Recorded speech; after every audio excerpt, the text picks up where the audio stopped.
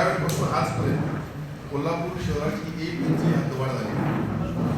हद्दवाढ ही नैसर्गिक प्रक्रिया आहे.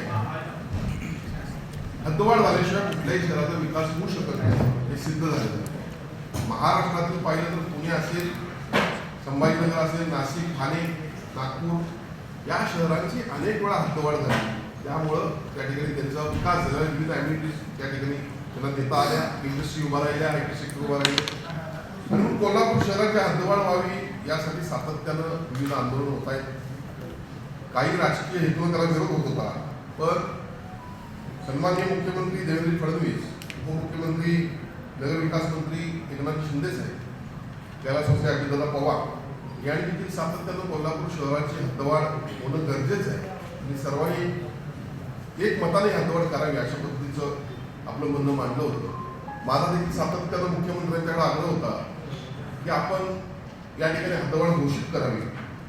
मुख्यमंत्री उपमुख्यमंत्र्यांचं म्हणणं असं की सर्वांना विश्वासात घेऊन करू.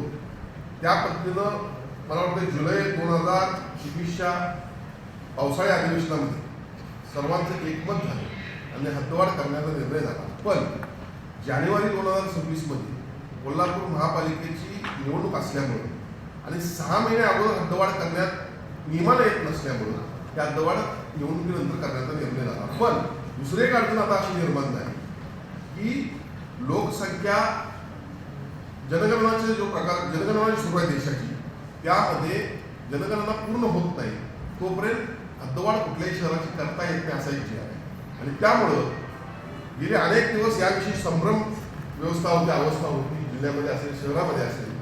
आणि म्हणून जिल्ह्यातील किंवा शहरातील नागरिकांना यामध्ये आपल्याला काय आहे ते कळावं यासाठी मी लक्षवेधी दाखल केली होती. आणि या लक्षवेधीमध्ये सन्माननीय मंत्री श्रीमती माधुरी मिसाळ यांनी स्पष्टपणे सांगितलेलं आहे की 2027 मार्चनंतर आम्ही हद्दवाढ करू.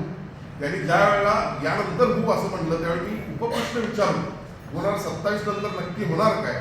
आणि त्यावेळेला मंत्र्यांनी एकदा बोललो किंवा मंत्र्यांच्याकडनं वधवून घेतलं तो जनतेचा किंवा आमचा हक्क आहे. मला खात्री आहे 2027 मार्च नंतर या राज्याचे लोकप्रिय मुख्यमंत्री देवेंद्र फडणवीस साहेब, उपमुख्यमंत्री लोकप्रिय सन्माननीय नामदार एकनाथ शिंदे साहेब, श्रीमती सुनेत्रा पवार वहिनी या सर्वांनी मिळून हे सर्वजण मिळून या शहराची हद्दवाढ झाली.